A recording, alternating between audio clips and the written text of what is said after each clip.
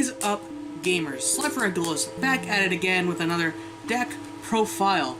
This week, we're going with an old classic. We got Burning Abyss, featuring special guest Virgil. He's here. He's been locked up. He's been away. He's been on tour, but he's back. So we're just gonna dig right on into this. You'll find it's a pretty standard BA. This is my idea of a budget BA list. Budget in 15 million air quotes. So let's just get right on into it. Triple Ash, standard, gotta. One copy of Barbar. That Barbar for games still just... It's insane how good Barbar can be. But he's definitely one of your side ones that you just spin out if you don't need him. But I definitely think Barbar is definitely something to look into. Also, forgot to mention, this is post Dark NEOSTORM since little Mr. Boy down here was confirmed. You never know with Konami. Triple Black Luster Soldier Envoy at the beginning. So this guy, he's basically a better boss monster for this deck. The best boss monster this deck could have. Because Dante doesn't exist. Fuck Dante. We don't need him. BLS Epic Queen. Epic Queen. You know, it's crazy how good this card that was printed in like 2004, 15 years later, how good this card still can be. It's ridiculous. Honestly, he shouldn't be at 3. One Calcab. Spinning the set, or bouncing the set back row. It'll definitely help against like the Salamangreat matchup, but I mean they'll just either negate it anyways, or they'll just get their roar off and try to do whatever they want. But definitely, him and Barbar are like the ones that you're gonna be flipping out the most. You could play of any of the other one-ofs. Was Libic down here? Yeah, that boy too. All of those boys, they're the triplicates, my guys, you know. Spin them out for any of your side cards. One copy of Seer because they don't allow us to play anymore. Triple Effect Veiler. You know, budget. We have to play budget here. Triple Effect Veiler. Effect Veiler is still a very, very, very good card. We are still playing the Sekka build too. I know a lot of people have moved away from Sekka, but I still find Sekka to be very, very good with Burning Abyss and nothing else. We got one Elephant here for our Rescue Cat turn 1 Nat Beast play, because that's the only time I ever fucking see it. Triple Farfa. Just the banishing for the turn can really be a detriment to a lot of things. In the Salamangreat matchup, when they return, I believe they would no longer be the monster special summoned by that effect. I don't know the exact ruling on that, so don't quote this video as your ruling. But I believe that's how that would work, because they left the field and came back. They are now technically a different monster sort of meme, something like that. Triple Fiendish Rhino. Fiendish Rhino is still a very, very, very good card. Milling when he's sent to grave, protecting your fiends. He's mini Calcab. He's Calcab that you have to normal summon. So then we got Triple Gallus. Triple Gallus here. So Gallus, you know, the spicy tech of last year's Burning Abyss builds. Reveal him, mill a card, then burn your opponent for the monster's level times 200 and special summon them, or otherwise you destroy him if you mill a Speller Trap. Which in here, you know, you will also notice we're not playing Hydrolander. With the loss of snow, Hydrolander, I feel, is no longer safe. Hydrolander is not a safe card to play. So I took Hydrolander out. But 3 Gallus, standard stuff. We got 1 Graph, special from deck. Epic stuff. When are we getting more of Graph and Seer, guys? Come on. 1 copy of Libic. Special summoning the Dark level 3 Fiend. So you just special your Burning Abyss from hand with its effect negated. It can help you just so much. Get your level 3 plays off, being a great little boy. Libic is probably the least likely of the 3 to be sighted out. I feel like, depending on your matchup. I had some matchups when I was playing Burning Abyss a while back where I would take out Seer and Graph, and I would still win. That was because I was playing Hydrolander and I was a god with snow. But you know, we don't have her anymore. She's gone. We have to make do. Here's the spice. Here's the budget version of Dangers. 3 copies of Psychic Wheel Letter. If you control a level 3 monster other than itself, special summon. Sent to the graveyard as a synchro material. Pop. Epic. Standard stuff. That's why we're playing Virgil, boys! Oh, man. If this boy was also not a tuner, we could just make Nappies. If we had a level 2 Earth, we could make Nappies with him as well. So that is something to keep in mind.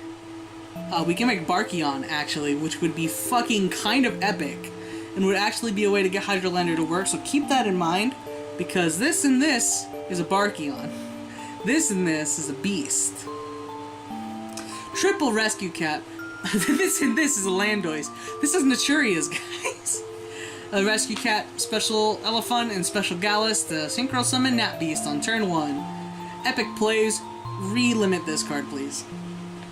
I play 1 Sangan for the tour guide. So this is, I know, this is old memes. It doesn't work. You can't get your Xyz material. We're not using Xyz materials. We're linking into Cherubini. Why? Because when you link, you know, they are leaving the field. So Sangan will get his effect. And what do you search? You search your fucking hand traps, boys. You're not going to use them that turn anyways. So not being able to use the effect doesn't matter. You search your hand trap, you search your Veiler, you search your Ash, you're playing Ghost Spell, you search your Ghost Spells. You can search your Rescue Cat for your follow-up play next turn. Just Sangan, I honestly think it is worth making room for Sangan in your Burning Abyss decks again. Triple Scarm, Searcher, good boy, epic boy, great boy. 1 tour guide because she's at 1 and fuck us, right? Yeah. Give us 3 and I'll be happy again. Last monsters we play is 2 copies of Sorvis, so discard him to protect something from being targeted. And, you know, if he was summoned, you could just negate anything that was broken.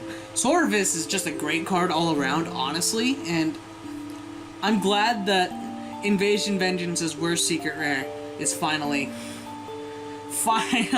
seeing his usage. And then the only spells we play is 3 copies of Sekka's Light. If you have no spell traps in your graveyard, draw 2, and for the rest of the duel you cannot activate spell or trap effects except this. Spell or trap cards or effects except Sekka's Light.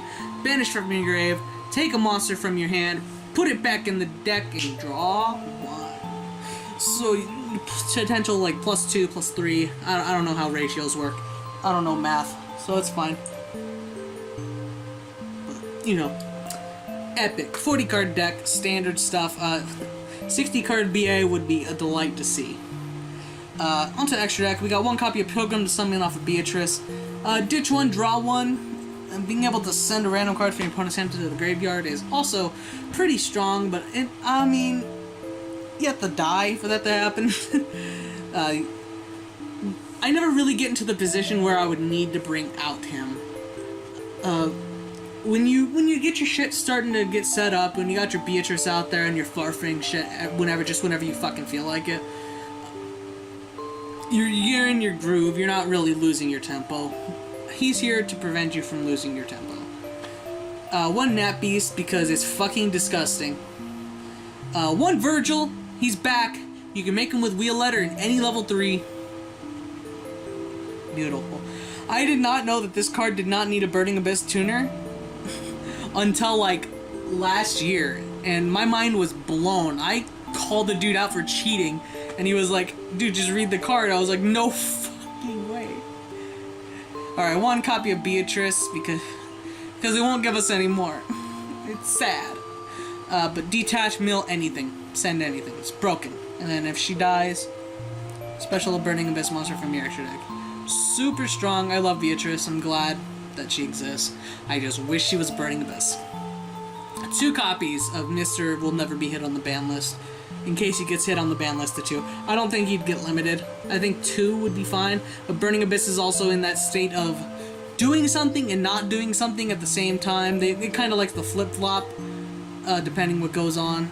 You know, definitely after Dark NEOSTORM, when Bitch Boy comes out, I think we'll definitely see a lot of playing around with this. it's gonna be disgusting. One copy of Bamboozler, so negate monster effects.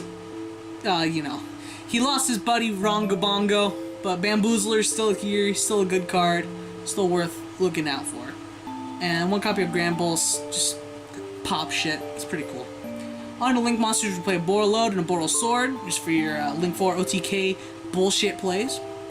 Uno Cherubinio. I could definitely see playing 2, but I think 1 is fine for now. Just as like a standard, this is what you want to look at. So there's 2 level 3 monsters, so like I said, tutor guide, same again. There you go, get your search. Monsters that would be monsters he points to cannot be destroyed by card effects. If he on the field would be destroyed by battle or card effects, you can send one other card you control to the graveyard instead. And then you can send 1 level 3 monster from your deck to the graveyard and target 1 Burning Abyss monster on the field. That's all the cost. And then it gains attack and defense equal to the sent monster's attack and defense until the end of the turn. You can only use that effect of Cherubini once per turn. So, just mill anything that you fucking want. Anything he points to is safe from being popped, so they won't die if you just summon them to that zone. Cherubini is what Burning Abyss needed to be relevant, and I honestly hope we see it, because Burning Abyss is a fun deck to play against. It is a fun deck to play, it's fun to play against, it's very well rounded nowadays. 1 copy of Deco Tucker, it could be really any Link 3. Trisbano would probably be a better option here, but I had Deco Tucker already in, and I was like, you know what, it is the budget version. 1 copy of Phoenix, pop back row, 1 copy of Unicorn to spin whatever the fuck you want, and 1 copy of Hunter Clock Taker for more OTK bullshit shenanigans. So, Burning Abyss, going forward, definitely when Fucknut comes out, get back on it. There you go. God damn it. I got this. I promise. Alright, when Fucknut comes out, the deck will definitely be everywhere. So be prepared, learn how to play against it now. Honestly, in my humble opinion, Burning Abyss's biggest enemy is itself. If the player does not know what they're doing with the deck, they can't just bullshit their way to victory. If they miss their opportunity to do, you know, epic sick kill plays, I've done it a lot of times where I had game in my hand and I just look at it and I'm like, I don't know what to do. There's a lot of ironically, a lot of big brain plays going on playing Burning Abyss. You got a lot to think about. There's tons and tons of ways you can do everything in the deck. Even just, you know, brain dead Dante Mill 3, you can do that in just any amount of ways and affect the game with just different shit that you mill, detach, discard, all that shit. So, it is a very, very high skill ceiling deck. It is a very good deck, but it is its own worst enemy, where it can get a little bit too big-brained at times. Your opening play is now a little bit harder. This is also not playing Phantom Knights. I know Phantom Knights have been everywhere lately. As a Thought Turbos, you know. But anyways, that's gonna be it for this week, guys. We got a lot more coming down the pipeline. Next week, I'm thinking about doing a little special deck profile. But don't hold me to it, because I know no one will watch it anyways. Anyways, guys, like, subscribe, slide for Duels Forever. We will be seeing you. Peace.